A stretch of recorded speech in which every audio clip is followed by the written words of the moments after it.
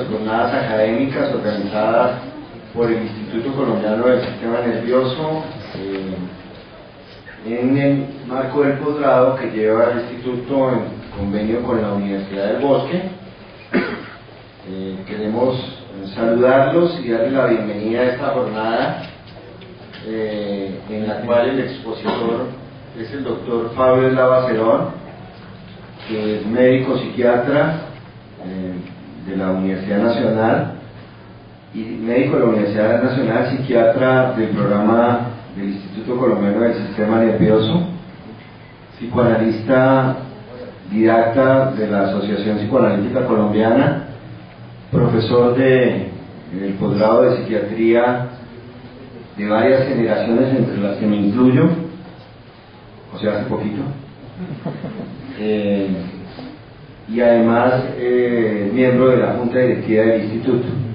El doctor Eslava ha escogido como título para su conferencia el del malestar en la cultura psiquiátrica, que creo que está al orden del día por los últimos acontecimientos en la cultura psiquiátrica. Así que sin más preámbulos y dada la premura del tiempo que nos ha dado las dificultades del tráfico, bienvenido, doctor Eslava. Muchas gracias a Iván y a todos ustedes por su paciencia. Lo que les voy a decir probablemente no agregue tanto la cultura psiquiátrica, pero sí espero que dé lugar a una clase de controversia y de discusión. Para empezar, dos preguntas. ¿Existe una cultura psiquiátrica? Si padecemos un malestar común a los psiquiatras que depende de una cultura, entonces ¿en qué consiste? Esta es la definición que incluyó Freud en su artículo de malestar en la cultura. Frente a lo primero, si hay o no una cultura psiquiátrica, pensemos en nuestro origen, en lo que nos corresponde en el conocimiento, en las tareas que desempeñamos y en lo que la sociedad espera de nosotros. En pleno siglo XXI, ocurre con frecuencia que personas de un nivel aceptable de educación nos preguntan por la diferencia entre los psicólogos y los psiquiatras. La respuesta suele involucrar la profesión básica: somos médicos. Se trata de una responsabilidad social generalmente aceptada, pero si lo somos y aceptamos la responsabilidad de saber lo que es posible acerca de las enfermedades mentales y de lo que es preciso hacer frente a ellas, ¿por qué razón encontramos resistencia por parte de nuestros colegas en hospitales, clínicas y ambientes académicos? ¿Será por lo que se nos percibe como diferentes, extraños, excéntricos o directamente locos? Quizá estamos envueltos en una obra de misterio por el hecho de habernos dedicado a estudiar hasta lo más recóndito de la mente humana. Como los demás médicos, hemos heredado la tradición antigua de los sacerdotes. Nuestra labor nos hace partícipes en la expectativa sin fondo del ser humano que necesita salud y bienestar. Presumimos de que la nuestra, la psiquiatría, es la rama más humanista de la medicina. Y por eso, desde el comienzo de la historia de los psiquiatras, nos hemos interesado en disciplinas que no son parte de la práctica de otros médicos. Hace poco, en la ceremonia de grado de los nuevos especialistas en este mismo salón, los invité a reflexionar sobre la manera como, a pesar de haber acumulado muchos conocimientos nuevos en su residencia, se esperaba de ellos una desespecialización. Nuestra disciplina no admite simplificaciones, ni nos permite relacionarnos con determinado sistema fisiológico, ni con un órgano específico, y mucho menos con una máquina de diagnóstico o de tratamiento. Nos interesamos, en cambio, en la naturaleza humana, en lo que el concepto de normalidad puede significar, y en los factores que producen sufrimiento al individuo y al conglomerado a su alrededor. Nos negamos a estar circunscritos a la labor diagnóstica y a aplicar simplemente los, entre comillas, protocolos de manejo. También a representar el control social de la conducta de individuos desviados de la norma colectiva. Luego de establecer los lugares comunes del lenguaje técnico representados en la clasificación de las enfermedades, buscamos tratar a nuestros pacientes con medidas químicas y ambientales, pero además con nuestra propia persona como instrumento sanador. El psiquiatra es un médico que debe saber manejar la medicación y alguna forma de psicoterapia, decía el profesor Humberto Rossetti. Estoy de acuerdo. Nos enfrentamos con el dolor de nuestros pacientes y de sus familias de una manera muy parecida a la de los médicos antiguos, y más parecida a esa forma que a la de la mayoría de los actuales, que están obligados a enfrentar al paciente más brevemente. Entonces, mi respuesta a la pregunta inicial es: creo que sí existe una cultura de la psiquiatría, en la medida en que existen algunos ideales compartidos entre los psiquiatras y que estos han persistido a lo largo de varias generaciones, en la medida en que la evolución de la tecnología que se deriva de la investigación científica es conocida y compartida por la gran mayoría de los psiquiatras, en la que el origen médico de la especialidad se aúna con fuentes de conocimiento que establecen una diferencia con los médicos generales y con otros especialistas, y por ende estos lugares comunes favorecen vínculos de identificación entre los psiquiatras a pesar de los diferentes estilos y escuelas de pensamiento. Mi respuesta a la segunda pregunta es la hipótesis de que sí se puede hablar de un malestar en la cultura de la psiquiatría, en vista de la concurrencia de varios factores. Para sustentar la hipótesis me voy a permitir tomar como punto de referencia y como comparación lo siguiente. En 1930, Sigmund Freud publicó el trabajo cuyo título me he tomado la libertad de parafrasear: El malestar en la cultura. Se ocupa de reflexiones acerca de la naturaleza humana, de nuestras aspiraciones y decepciones, de la religión, de la manera como la cultura con presencia colectiva es antagónica a los impulsos individuales.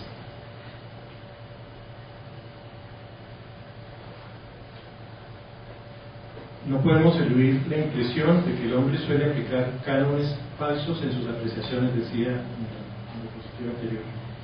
Pues mientras anhela para sí y admira en los demás el poderío, el éxito y la riqueza, menosprecia en cambio los valores genuinos que la vida le ofrece. Este pensamiento nos lleva a otra pregunta: ¿estará la psiquiatría orientada en la dirección correcta, tanto para la sociedad como para ella como disciplina? En el mismo artículo, entonces, se pregunta esto Freud: ¿qué es lo que busca el hombre? Y dice: es difícil equivocar la respuesta. Aspiran a la felicidad, quieren llegar a ser felices, no quieren dejar de serlo. Esta aspiración tiene dos fases: un fin positivo y otro negativo. Por un lado, evitar el dolor y el displacer; por el otro, experimentar intensas sensaciones placenteras. En sentido estricto, el término felicidad solo se aplica al segundo fin. Luego se refiere a la manera como nuestra percepción, que depende de umbrales de excitación, tiene que ver con lo que se ha llamado últimamente la percepción de felicidad, muy alta en Colombia, cuyas mediciones en nuestro país van siempre seguidas de los comentarios acerca de los contrastes sociales que deberían afectar. Nuevamente Freud dice: el designo de ser felices que nos impone el principio del placer es irrealizable, mas no por ello se debe ni se puede abandonar los esfuerzos por acercarse de cualquier modo a su realización. En nuestra naturaleza está arraigado el hecho de que la persistencia de una situación anhelada por el principio del placer conduce a un tibio bienestar, ya que el goce está sujeto al contraste. Nos acostumbramos a todo.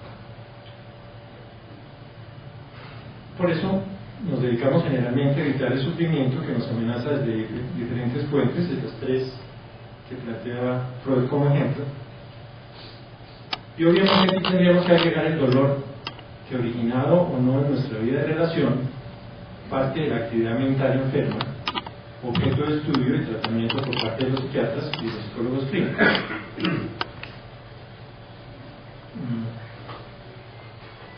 La búsqueda del placer toma diferentes caminos. La satisfacción ilimitada de todas las necesidades y evitar el sufrimiento. El primero, satisfacción ilimitada de todas las necesidades, significa preferir el placer a la prudencia con las lógicas consecuencias que ello conlleva.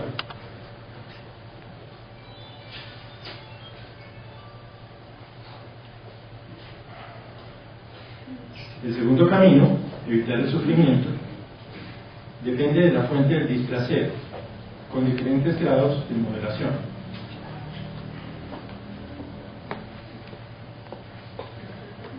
Dice Freud que nos enfrentamos a la necesidad de evitar el displacer,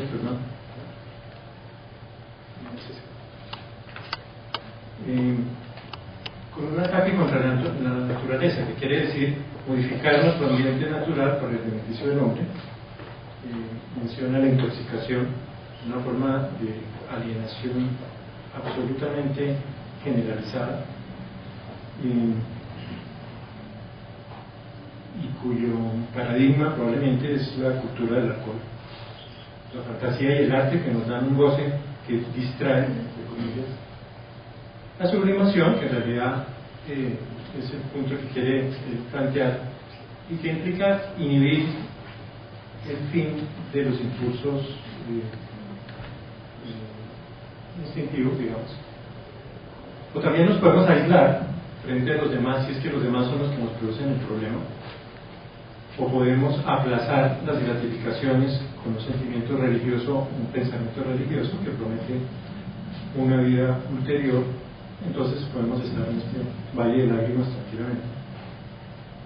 Y el amor, que lo menciona como la mayor fuente de satisfacción, pero también una de las mayores fuentes de dolor. Bueno, yo quise poner aquí algunos ejemplos de psiquiatras importantes. Este es el primero del que tenemos noticia, en 1551, Johann, que estuvo discutiendo muchísimo con la Iglesia Católica acerca de la brujería y acerca de los procesos mágicos con que se explicaba la enfermedad mental para sustituirlo con cosas psicológicas. Aquí otros, Plater, que es el primero que hizo una clasificación, bueno, para sexo, muy conocido de ustedes, Fresne, con su trabajo sobre físico y carácter. Sheldon hizo una clasificación, este Sheldon, no el anterior, William Sheldon, mesomorfos, endomorfos y ectomorfos. Bueno, entonces existe un malestar en la cultura psiquiátrica, no por la naturaleza de su labor.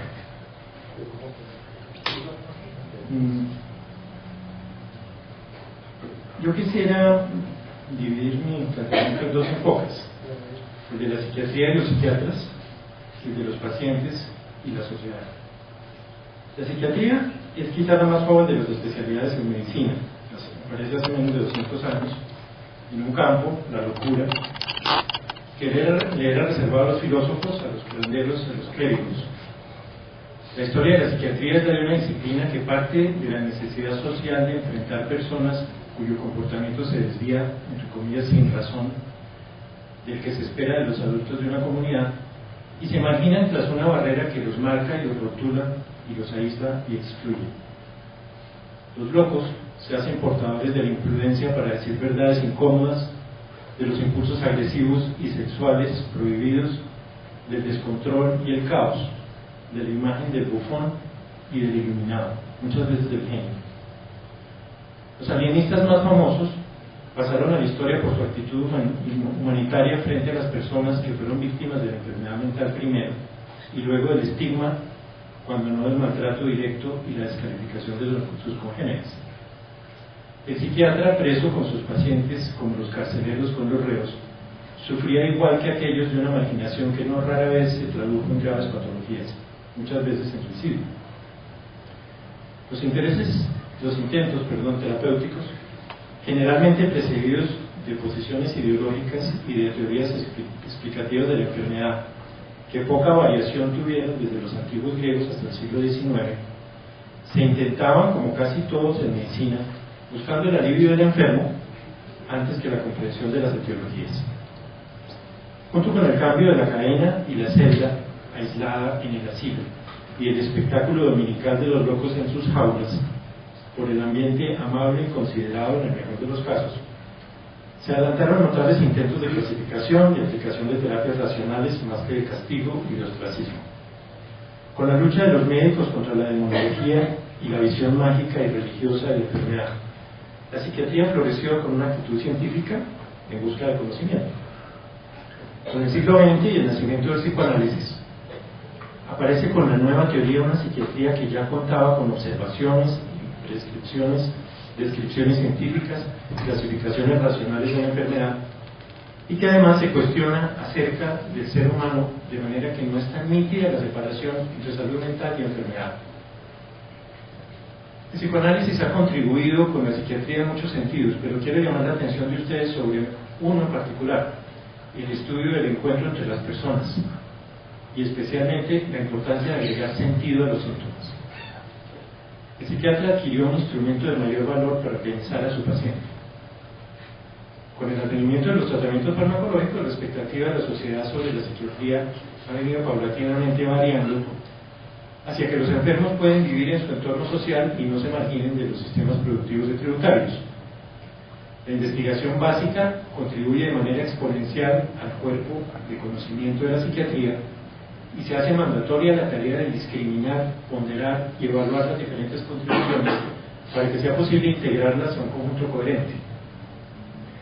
En la práctica, las diferentes ramas de la praxis psiquiátrica tienden a fragmentar la disciplina en subespecialidades específicas. La identificación de las necesidades específicas de los diferentes grupos de edad, de las diferentes circunstancias vitales, e incluso de grupos específicos de patologías, lleva a que el psiquiatra tenga que especializarse aún más. Regreso a la pregunta acerca del malestar en la cultura psiquiátrica. Es claro que la psiquiatría, como la medicina en general, se ubica en el campo de la reducción del sufrimiento humano, para situarnos en el esquema actual, y no en el del fomento del placer. Mientras el auge de la investigación y la relativa mayor conciencia de la importancia de la especialidad se abrieron paso desde los años 60 hasta la actualidad, avanza la convicción en los psiquiatras de que la comprensión del ser humano requiere del esfuerzo mancomunado de diferentes disciplinas. Los conocimientos que parten de la farmacología, las ciencias sociales, la teología, la filosofía, la economía, entre otros, así como los derivados de diferentes corrientes psicológicas y psicoterapéuticas, se han venido incorporando paulatinamente como necesarios en la práctica psiquiátrica. Los eventos acelerados de los últimos tiempos, las guerras devastadoras y comunicadas masivamente de manera simultánea, la aparición de los extremismos terroristas, la globalización, los cambios neoliberales en el manejo de la salud, entre muchos otros factores, han hecho que el psiquiatra sienta como su responsabilidad la intervención en muy diversos campos de la vida social.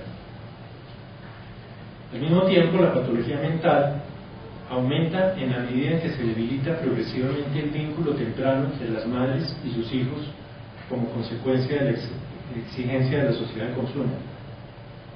Además, como consecuencia del debilitamiento de la claridad en las expectativas de la sociedad sobre sus miembros, así como de la solidez de los pactos alrededor de los cuales se forman las unidades sociales. Ha ocurrido de manera visible, por ejemplo, desde la guerra de Vietnam en los Estados Unidos y en otros países, incluyendo el nuestro, un cambio en las prioridades de inversión de recursos que no incluye la salud mental como necesidad urgente. Como consecuencia, disminuye la cantidad de médicos jóvenes buscando entrenamiento en psiquiatría. Mientras tanto, observamos que la psiquiatría oscila entre dos polos claramente establecidos: el organicismo y el psicologismo. La inclinación de los psiquiatras por uno u otro extremo está determinada por tantos factores como circunstancias y elementos participan en los procesos de identificación del ser humano. Es muy complejo. En la práctica, las dos tendencias, convertidas en polos ideológicos en el proceso de formación de los psiquiatras, se traducen en estilos de atención al paciente. El psiquiatra situado en el extremo organicista ve limitada su acción a la formulación de medidas biológicas sin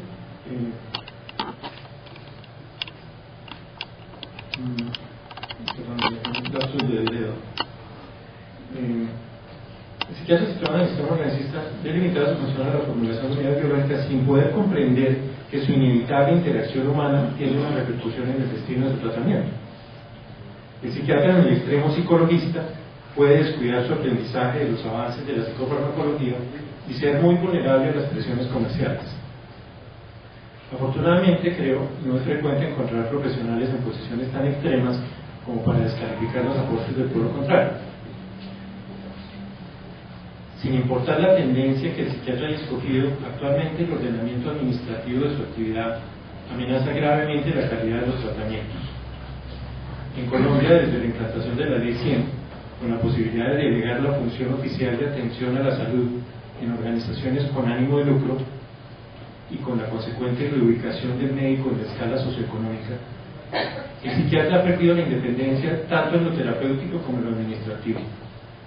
El volumen de pacientes que el profesional debe atender con los medios que se le señalan y en los tiempos que se le permiten no da lugar a la aplicación de sus conocimientos académicos y mucho menos a la creación de una relación médico-paciente fundada en un conocimiento profundo del enfermo. Cada vez es más frecuente el síndrome de burnout, o agotamiento de los profesionales. La relación, que debería ser de persona a persona con el médico, se ve mediada por múltiples limitaciones y trámites que tienden a dificultar el acto médico. El sistema admite un nuevo interesado, no en la salud, sino en la rentabilidad. Se trata del inversionista privado, cuyo capital debe ser productivo. Existe entonces un malestar en la cultura psiquiátrica, no por la naturaleza de su labor ni por el arduo esfuerzo de aceptar su propio crecimiento, sino por las dificultades que proceden de los diferentes sistemas externos a nuestra disciplina. Desde el punto de vista de la sociedad y los pacientes, la enfermedad mental continúa siendo una de las condiciones más difíciles de aceptar, tanto por pacientes como sus familiares. Mientras pacientes y familiares esperan que el psiquiatra una actitud de contención y apaciguamiento, encuentran que el médico en la práctica ha perdido su autonomía y que su estatus jerárquico disminuido se traduce en una suerte de orfandad social. La desacralización del trabajo médico en salud mental hace que los enfermos y sus familiares recurran a tratamientos por fuera de la medicina, a veces aplicados por personas cuya principal fortaleza es la de ser capaces de escuchar. ¿Cómo enfrentar el malestar? Primero, es necesario identificarlo como una señal de que la evolución de nuestra disciplina está sujeta a las circunstancias, pero que requerimos de la creatividad de los psiquiatras sin el abandono del conocimiento de la historia que nos ha determinado. Se requiere no solamente la defensa de la posibilidad de que el psiquiatra escuche, sino la extensión de la actitud a la sociedad en términos de que seamos capaces de pensarnos más que de actuar nuestros impulsos al vaivén de las circunstancias. Es evidente que nos espera una enorme tarea frente al cuidado de la salud mental y que la sociedad tiene puesta sobre nuestra disciplina gran parte de su esperanza. En otro lugar, sugerí algunas acciones para nuestro país resumidas de la siguiente manera. Atención de recursos de salud mental. De la primera se refiere al fomento de las condiciones que se consideren saludables desde el punto de vista emocional y mental, campo en el cual los psiquiatras clínicos no solíamos intervenir. Dada una normativa general capaz de enfilar recursos nacionales hacia el tema que nos ocupa, corresponde pensar en los aspectos prácticos. Conviene definir, de acuerdo con lo expuesto anteriormente, cuál es la población que se tomará como objetivo de las acciones. Tenemos limitaciones. Aquí es necesario enfocar la atención y los esfuerzos hacia los momentos más importantes en la vida de los seres humanos, desde las diversas disciplinas y nichos sociales, con los medios al alcance de cada grupo humano. Se debe proteger con prioridad al niño, fomentando la constancia de su entorno y especialmente favoreciendo el vínculo madre-niño desde el vientre materno hasta por lo menos 1 año de edad. Al adolescente, reconociéndolo como grupo de edad especial. A las personas en estado de desarraigo, a los adultos mayores, a las personas en estado de indefensión. No es posible abordar un tema tan amplio si no es con el concurso de la comunidad entera.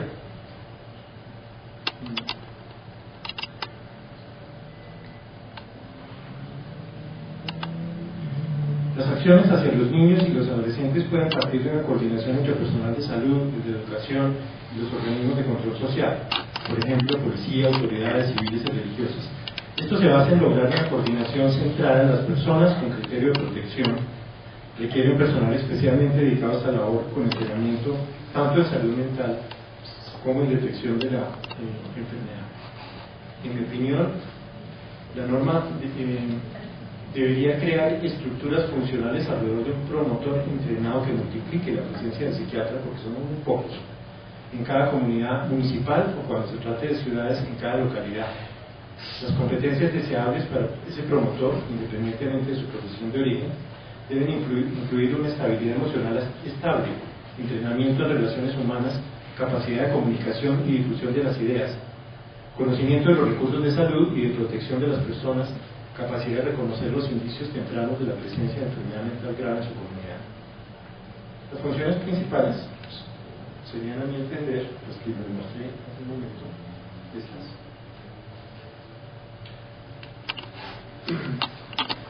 Organización y mantenimiento de redes, difusión de información derivada de los escalones superiores de la pirámide de recursos nacionales para la salud mental, centralizar la información suministrada por la red, servir de recurso de atención primaria en las funciones que se le deleguen, apoyar las investigaciones científicas que se emprendan en los diferentes niveles del sistema de atención.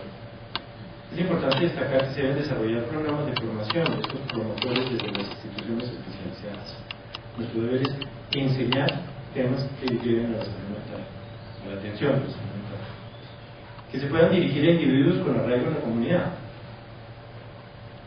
Esto es importante porque la aceptación por parte de la población de elementos de cambio funcional depende en gran medida de la participación de personas involucradas en la jerarquía real, no siempre en la jerarquía formal. Es decir, de lo que se trata es de establecer redes de cooperación coordinadas con coherencia, que cuenten con los recursos que de alguna manera las personas suelen buscar en todo caso. Un ejemplo de enfoque de red está constituido por la experiencia francesa en prevención de conductas riesgosas en las comunidades parisienses. No es el psiquiatra el que se hace cargo, y en los que los líderes naturales, no necesariamente formales, que de nuevo son los que tienen mayor oportunidad de inmediatez con las personas en problemas, intervienen dando apoyo independientemente de sus historias académicas, para, si es el caso, orientar a la persona sufriente hacia el recurso más adecuado. Los participantes, líderes de las redes, se reúnen periódicamente y se dan apoyo intelectual y motivación de esa manera. El otro campo es la atención a la enfermedad mental. La atención a la enfermedad mental, dada la complejidad geográfica e institucional de nuestro país, es necesario definir regiones de atención escalonada, que resulten prácticas cuando un enfermo mental requiere el concurso de centros especializados, refiriendo a las entidades sin ánimo de lucro, especialmente las que tienen vinculación con universidades de su región.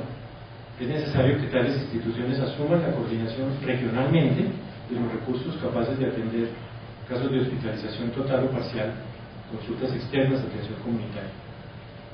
Y la investigación científica, de la información obtenida y analizada desde los centros académicos, debe ser centralizada y sus conclusiones deben alimentar las decisiones generales y llegar de nuevo a los orígenes en forma centrífuga como conocimiento aplicable al accionar de las redes de acción. Quiero plantear que el campo de la salud mental y el de la atención a los enfermos mentales exige que las diferentes comunidades tomen responsabilidad sobre los resultados de sus acciones colectivas y por ende por sus características de movilidad y mortalidad. Por eso me atrevo a insistir en que el epicentro de las acciones y las evaluaciones en cuanto a salud mental debe ser una unidad territorial, municipio o localidad urbana. Eso no quiere decir que una organización no pueda detectar sus propias gnosis. Nosotros vemos poblaciones de empleados sumamente grandes que van a buscar terapia y buscar tratamiento psiquiátrico porque están sometidas a la fuerza de choque, digamos, de un jefe maltratante. En lugar de mandar al jefe, no todo su terapia. Este es un ejemplo que les doy para no caer en el nihilismo, para pensar que el malestar en la cultura psiquiátrica no debería quedarse en el motivo de consulta, que hay cosas que hacer, que quizás necesita que cambiemos nuestros paradigmas, cosas que en todo caso no deben desestimar la historia que nos ha formado. Quiero terminar con la conclusión de Freud al malestar en la cultura. Y les pido que hagan la analogía con nuestra cultura de la psiquiatría. Dice Freud: a mi juicio, el destino de la especie humana será decidido por las circunstancias de si y hasta qué punto el desarrollo cultural logrará hacer frente a las perturbaciones de la vida colectiva emanadas del instinto de agresión y de autodestrucción. En este sentido, la época actual quizá merezca nuestro particular interés. Entonces, en 1930, ¿no? Nuestros contemporáneos han llegado a tal extremo en el dominio de las fuerzas elementales que con su ayuda les sería fácil exterminarse mutuamente hasta el último hombre. Bien lo saben, y de ahí buena parte de su presente agitación, de su infelicidad y su angustia. Solo nos queda esperar que la otra de las potencias celestes, el eterno Eros, despliegue sus fuerzas para vencer en la lucha con su no menos inmortal adversario. ¿Más quién podría augurar el desenlace final? Muchas gracias.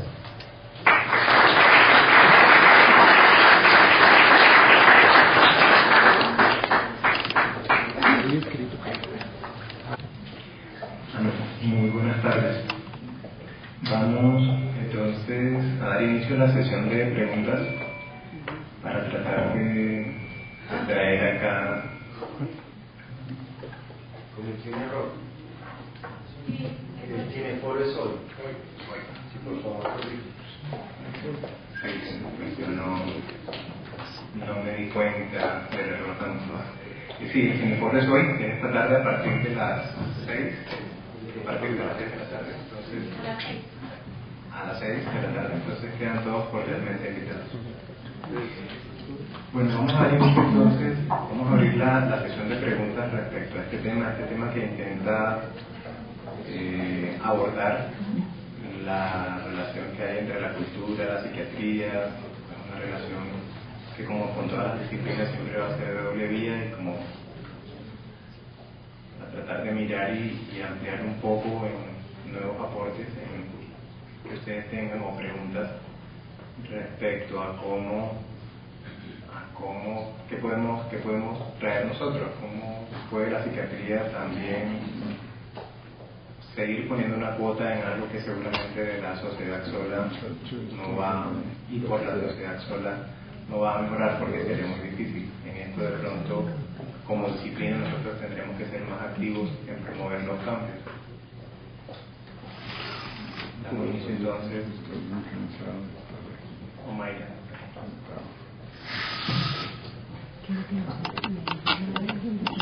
Muchas gracias. Fabio, se me ocurría hacerte la siguiente pregunta comercial. Hay un presidente acá que no lo veo, que está en la Fundación Santa Fe, que con un conocimiento filosófico admirable, planteaba en una reunión de una manera muy importante, precisamente allá en la Fundación, planteamiento que hizo Freud, Marx y Nietzsche frente a todo esto que se venía de las sociedades de mercado, las llamadas sociedades de mercado, que se viene en la globalización, y evidentemente nos mostraste claramente cómo el médico psiquiatra es un instrumento de la producción, y los que tienen la capacidad de inversión pues nos ponen a trabajar como mano de obra calificada. Este muchacho recordaba entonces cómo estos grandes sabios y teóricos fueron considerados los más importantes pensadores en el siglo XX y se los llamaba los grandes maestros de la sospecha. Quería decir que ellos, en un momento determinado, con esta visión del malestar en la cultura, donde se imprimía la visión social y se perdía la expresión de la individualidad y de la subjetividad y de la simbolización y representación en el mundo, iban a quedar aplastadas estas fantasías, estas visiones que Pablo muy claramente nos muestra cómo en su, de alguna manera, desesperanza Freud nos muestra cómo el individuo está siendo acallado digamos, las necesidades mercantilistas, comerciales de la productividad. Pues Marx decía que el ser humano ya no tenía como propios en su cuerpo, como medio de trabajo. Todos nos planteaba que éramos, deberíamos evolucionar en el sentido de que éramos imperfectos y que deberíamos perfeccionarnos en relación con el colectivo, pero no perdiendo esa individualidad que ahora se ha perdido. Me atrevo entonces a preguntar cuál es tu visión de esta interpretación y cuál es la cátedra maravillosa que ha nutrido ese conocimiento de este residente que desafortunadamente no lo veo.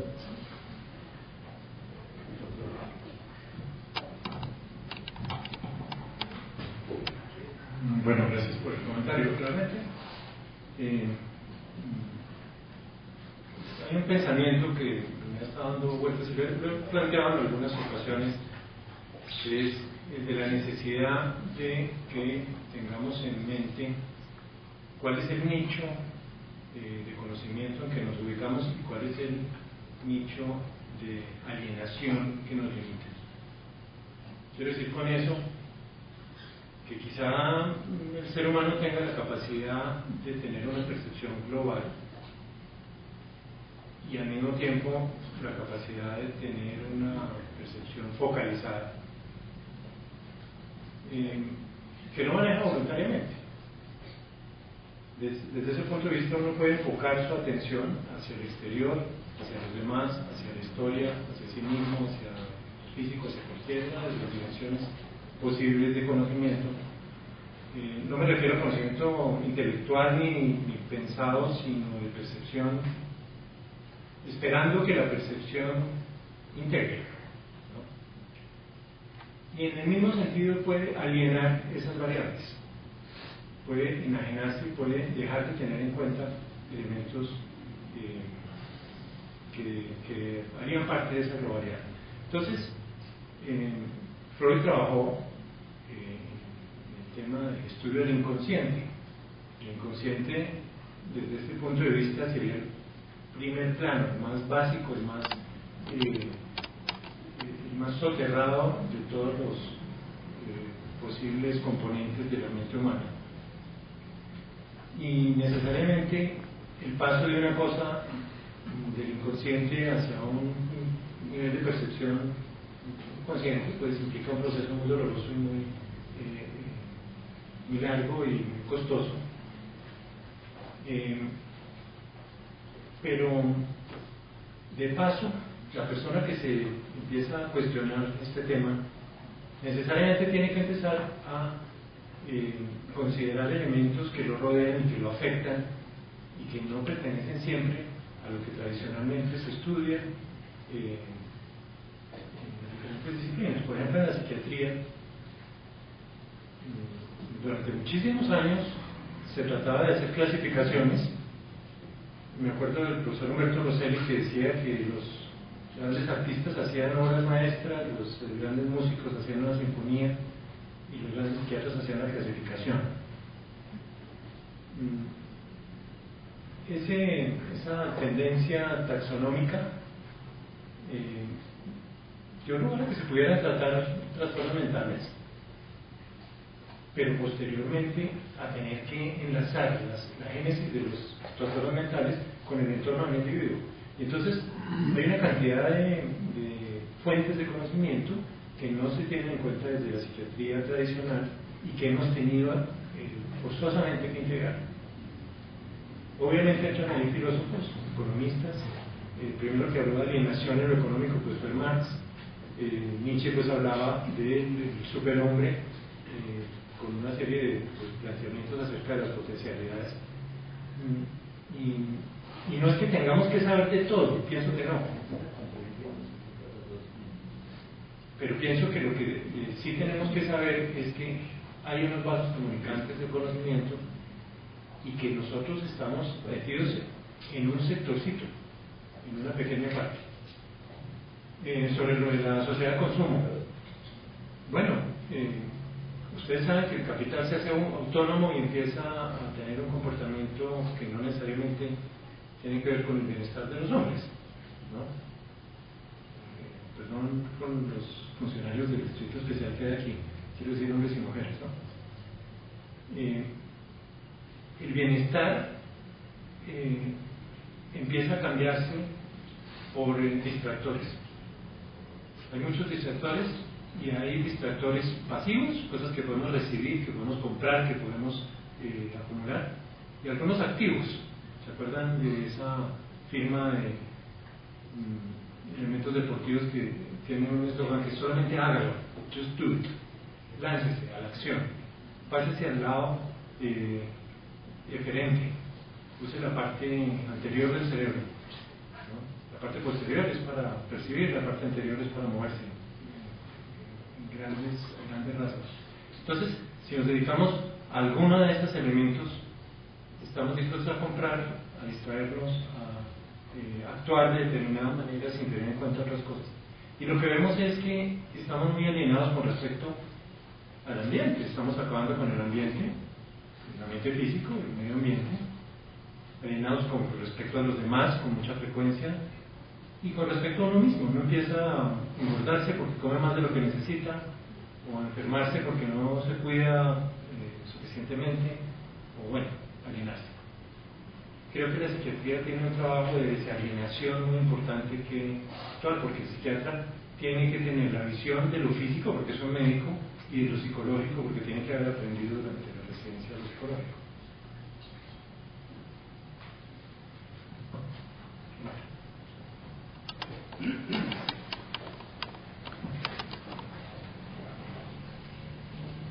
Jairo Osorno, mis compañeros de la Nacional. Pablo, muchas gracias por su chance. Quiero hacer un comentario completamente por fuera de la psiquiatría, pero termina relacionado con eso.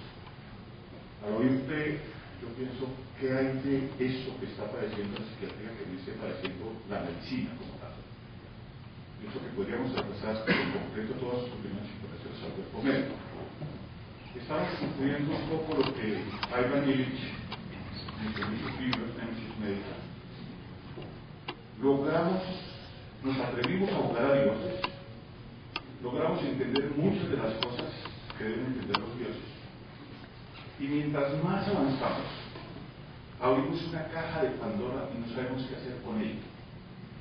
Resultado de esa caja de Pandora abierta está una gran insatisfacción con lo que somos nosotros y de la gente con lo que nosotros hacemos. No importa todo lo que avancemos, el control en psiquiatría, en medicina, en tecnología, cada vez la gente exige más, y entonces estamos en un momento de grande crisis. Yo les voy a contar algo para realizar esta discusión en Puerto Rico. Hace 6 años fui consultor en un organismo internacional en Dadaab, en el África, que es el sitio de refugiados más grande del mundo. Son 400.000 personas que viven alimentadas por Naciones Unidas y otros organismos, que reciben 1.500 calorías diarias y en medio del desierto, más o menos, unos 10 a 15 litros de agua, para todas sus necesidades, para cocinar, para lavado, para refrescarse, en temperaturas de 40 grados centígrados. Es un sitio donde hay malaria de la que mata.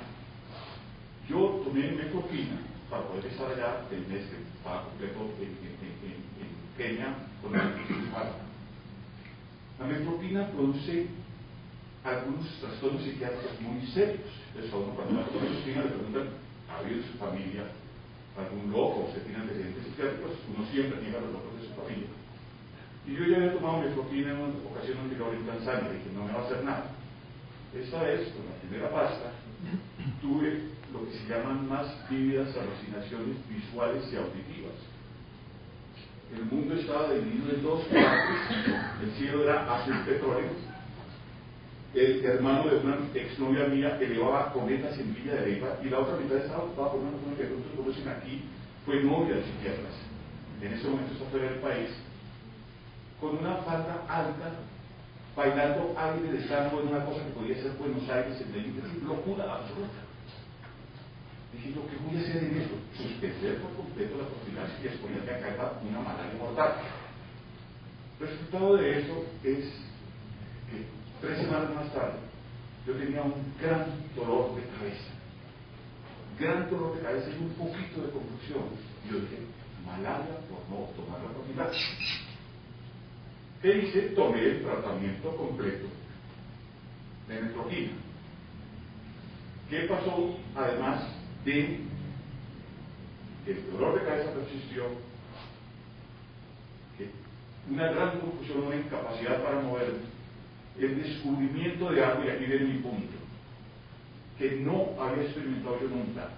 No hay un dolor más fuerte en la naturaleza humana que la ansiedad, el miedo, la confusión total a lo que pueda pasar, y no puedes hacer absolutamente nada en medio del desierto, lejos de todos los suyos.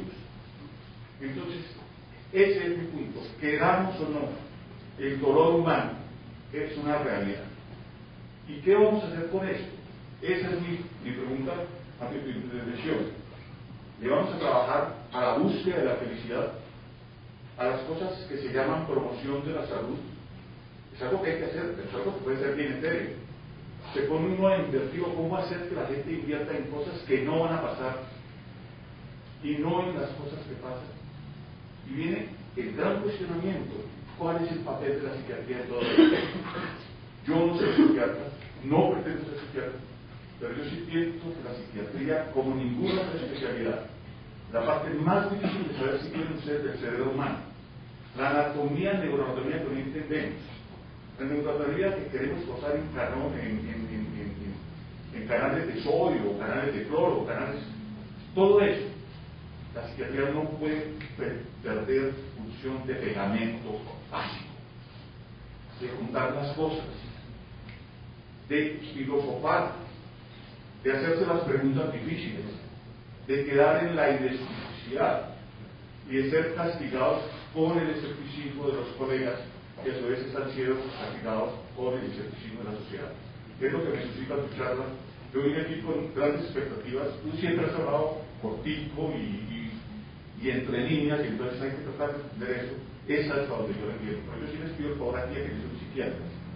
Por favor, esta es una especialidad que nunca va a dejar de existir, pero su función es, por supuesto, pegamento de una serie de cosas que están muy confusas en este momento.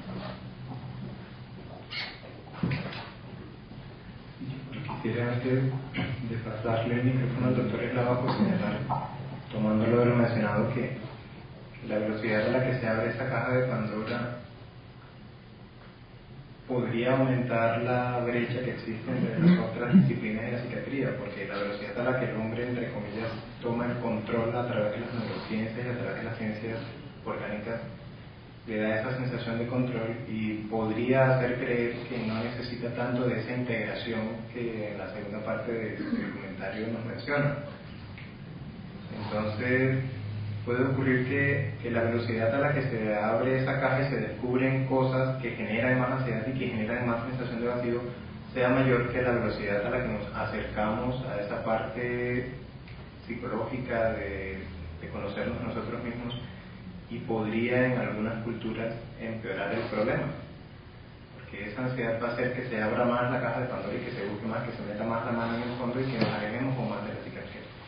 Es una labor difícil la que tenemos los psiquiatras. Venimos a una velocidad como disciplina bastante buena, pero hay que mantener en mente que en algunas etapas, en algunas culturas, se nos podría dificultar aún más a cerrar esa brecha e integrarnos en una sola cosa con la parte orgánica. Bueno, lo que dice Javier es muy importante, porque en el talante médico tendría que estar la capacidad integradora, tendría que estar la capacidad de reconocer la salud y de saber cómo fomentarla. El énfasis que yo quiero hacer es que la imagen que tenemos ahora de la salud mental está siempre comparándose con otros parámetros deseables, entre comillas, presentados como deseables por la sociedad. El rendimiento, el poder económico, lo que decía Freud ya en 1930, que no eran los valores centrales. La psiquiatría ha evolucionado. Pienso que alimentada por las neurociencias de una forma muy importante, alimentada por los estudios sociológicos también, y yo diría que alimentada por la experiencia de la interacción humana. Es que el enfermo mental al que se referían nuestros antecesores antiguos era el loco, era la persona que obviamente estaba fuera de las normas, que obviamente estaba por fuera de todo lo convencional. Entonces se veía como extraño, como aparte, como algo que no tiene que ver con uno. La psiquiatría ahora tiene que ver con los psicóticos, con los neuróticos y muchísimo con los normóticos, muchísimo con las personas que, mimetizadas en el funcionamiento común y corriente de la expectativa social, sufren altísimos grados de ansiedad, los enfrentan con mecanismos de adicción, de distracción, de todo menos de integración personal y menos de crecimiento integrado. Entonces, ¿qué se espera del psiquiatra? Bueno, yo diría que contribuir a una salud mental como se ha definido, no en términos de rendimientos, sino en términos de uso de las potencialidades, y cada vez menos en términos de individuo aislado, cada vez más como partícipe de un sistema de relaciones muy delicado, donde el equilibrio depende, lo he dicho muchas veces tomando la idea de Hoffman de hace muchos años, depende de cada uno. Todos pertenecemos a una red de relaciones muy delicada, y cuando hay un cambio en algún medio, pues se sacude toda la red. Necesitamos del médico de turno aquí, necesitamos de las personas que nos van a dar el exquisito almuerzo. Quizá necesitemos del paciente, ojalá no necesitemos de que el paciente siga siendo enfermo, como plantean los psiquiatras. Necesitamos del mendigo de la esquina, que nos quita la culpa si le damos algo, o que nos permite una descarga de rabia porque esos vagos que hacen ahí parados. Necesitamos todos de todos en alguna medida y estamos conectados. Entonces, el psiquiatra está en un puesto de avance que le permite ver un panorama un poco más amplio que de las especialidades. Siempre menciono un trabajo que me impresionó mucho hace muchos años. El doctor Felipe Atalaya estudió la relación médico-paciente en el hospital militar. No recuerdo las cifras, pero más o menos descubrió que la mitad de los médicos no sabían cómo se llamaba su paciente, que un alto porcentaje de pacientes no sabían de qué estaban enfermos, de qué los iban a operar, que muchos pacientes no conocían el diagnóstico, ni mucho menos el pronóstico. En fin, la relación médico-paciente se había cambiado por la de especialista-órgano y eventualmente por la de estadístico máquina. El paciente quedaba perdido, el ser humano no existía ahí. Entonces, lo que yo quiero es plantearles a ustedes la necesidad de que veamos la salud como algo que tiene que ver con la habilidad de encuentro abierto y encuentro con todos nuestros defectos, no solamente con las potencialidades que tenemos.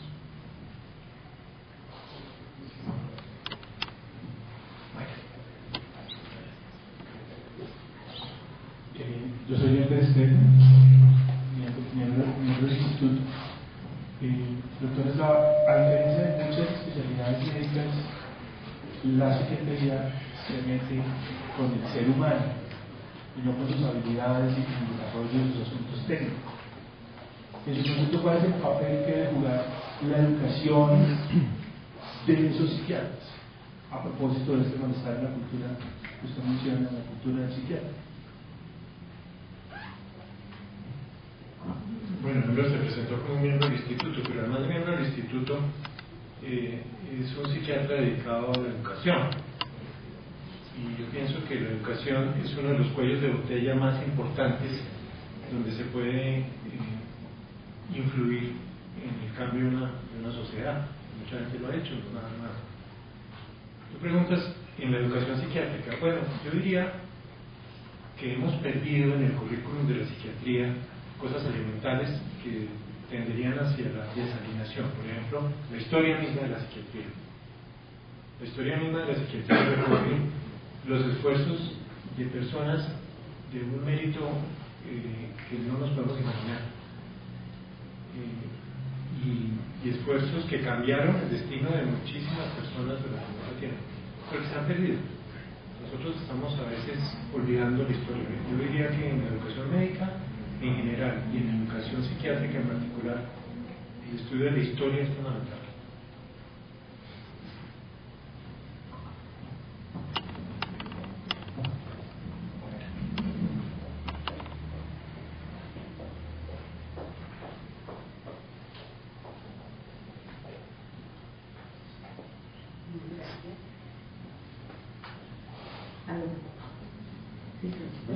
Yo soy Marta Peña, soy médica y psiquiatra, no psiquiatra, pero estos temas me apasionan.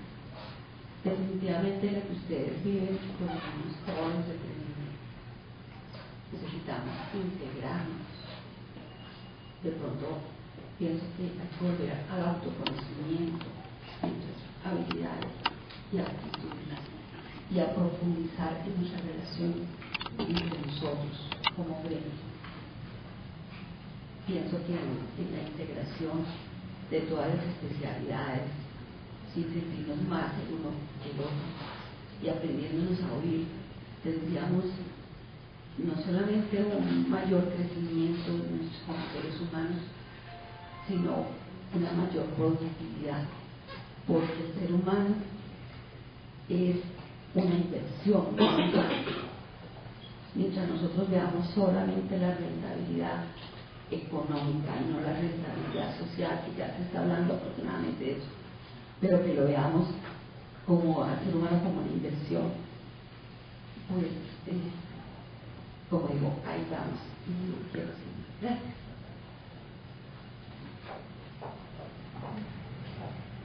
La doctora Marta Peña tiene mucha experiencia en el modelo de rehabilitación con modelos especiales, ¿no? Tiene mucho que ver con juegos y con cosas muy sensoriales. Es más o menos eso la búsqueda que conviene promover en esa integración, es como rehabilitar un modelo en el que el ser humano se escinde, se divide en partes y tratar de hacerlo uno solo según lo que le convenga a la persona. No hay un solo modelo, hay diferentes maneras para hacer esa integración, para hacer esa rehabilitación, empezar a ver la salud como algo más allá de la ausencia de síntomas, incluyendo unos elementos del ser humano como ser integral. Tenemos tiempo para el doctor Oroztegui y para una pregunta más. Luego el doctor Bruno. Muchas gracias.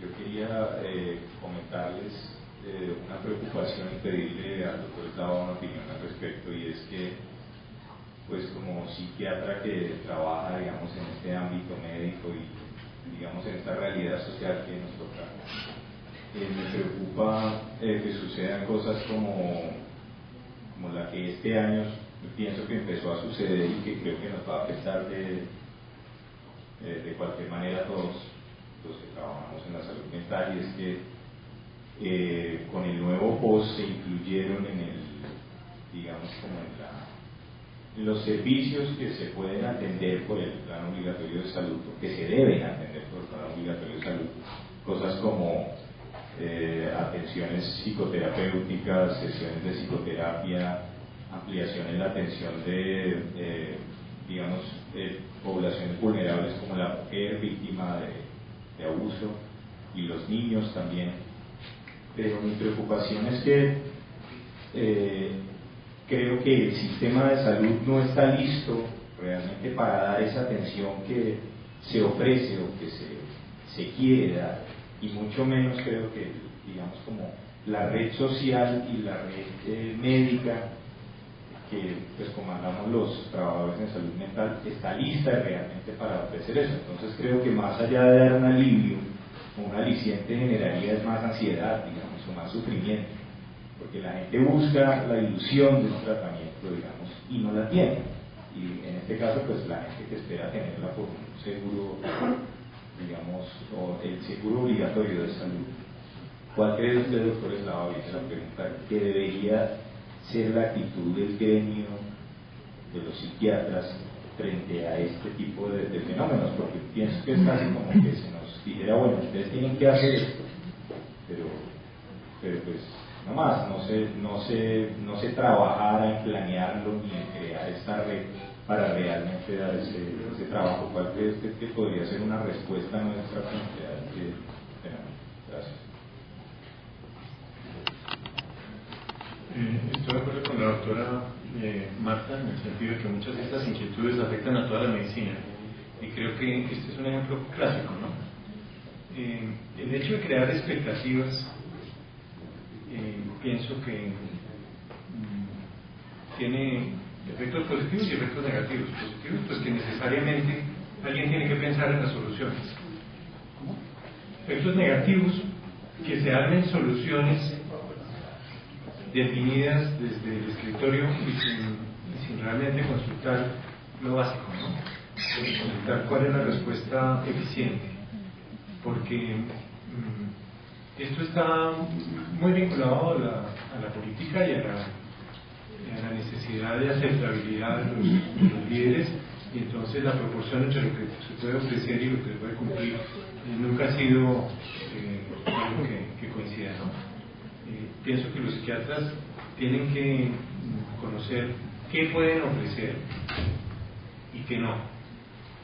Y lo mismo la comunidad tendría que saber qué puede demandar, qué puede pedir y qué cosas no. Recuerdo que en una época el sistema de salud británico, por ejemplo, tomó la decisión de no seguir financiando los programas de diálisis crónica, que solamente el programa de diálisis crónica iba a acabar con el presupuesto general. Entonces, todo esto va hacia que somos un recurso de la sociedad, el conocimiento pertenece a la sociedad, nosotros lo operativizamos, pero la misma sociedad tiene que asumir responsabilidad. De alguna manera, lo que nos obliga, que es la ley, que parte de la Constitución, es un pacto social, es un acuerdo de personas que se supone que tienen una cosa en común, que se procura definir en términos de una Constitución, pero realmente el pacto social no puede ser un elemento distorsionado hasta el punto de que el médico sea el que pone la cara frente a lo que se le exige de una forma irresponsable. Bruno.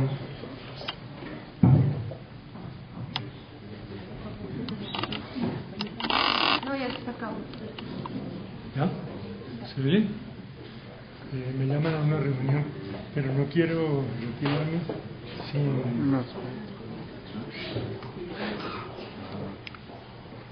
No está funcionando. Hola. ¿Ya? Es que tú más. ¿Sí? ¿Ya está? Más cerca un poquito. ¿Aquí? Eso. Me llaman a una reunión, pero no quiero retirarme sin expresarle al doctor Fabio Eslava lo que su conferencia pues provocó en mí.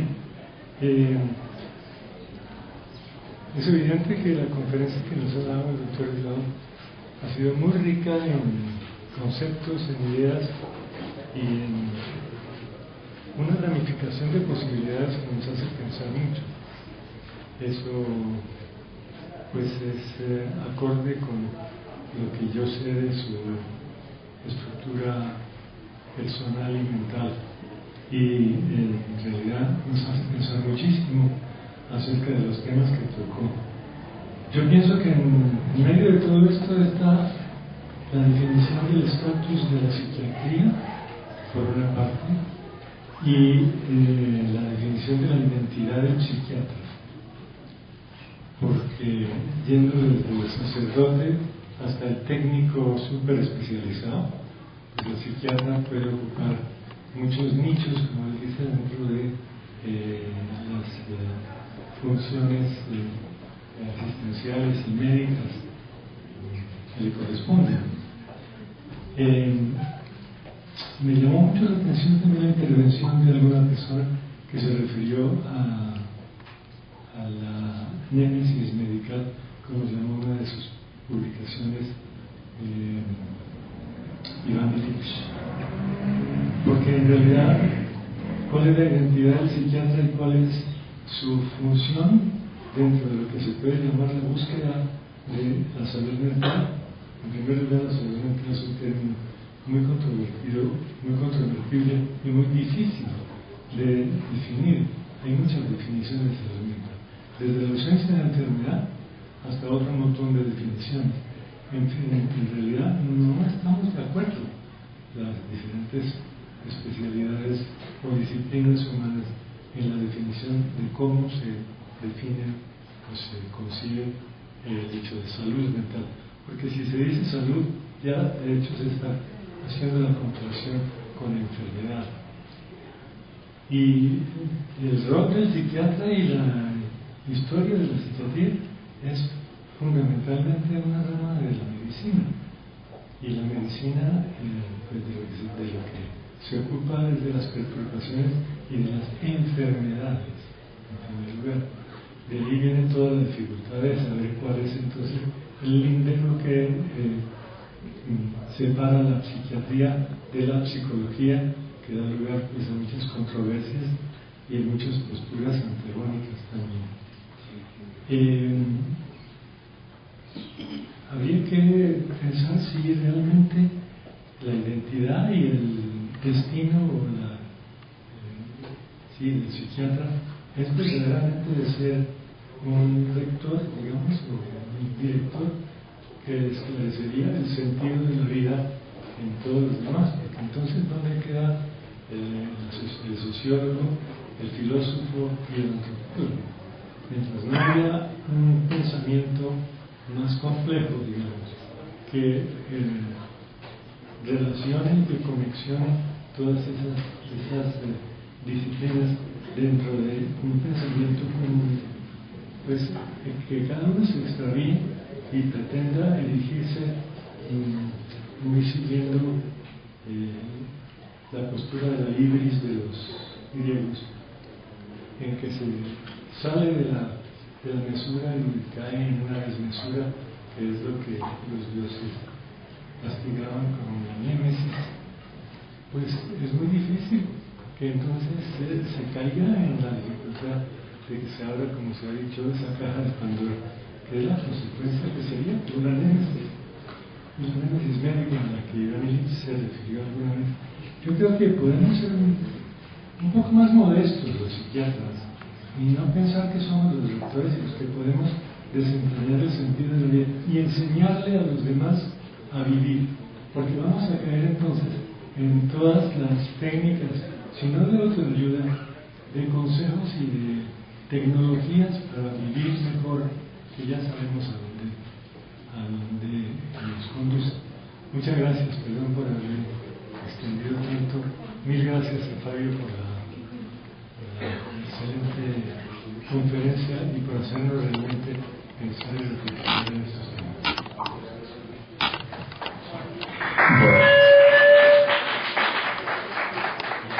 Muchísimas gracias, doctor Lava, por la presentación. Gracias a los asistentes y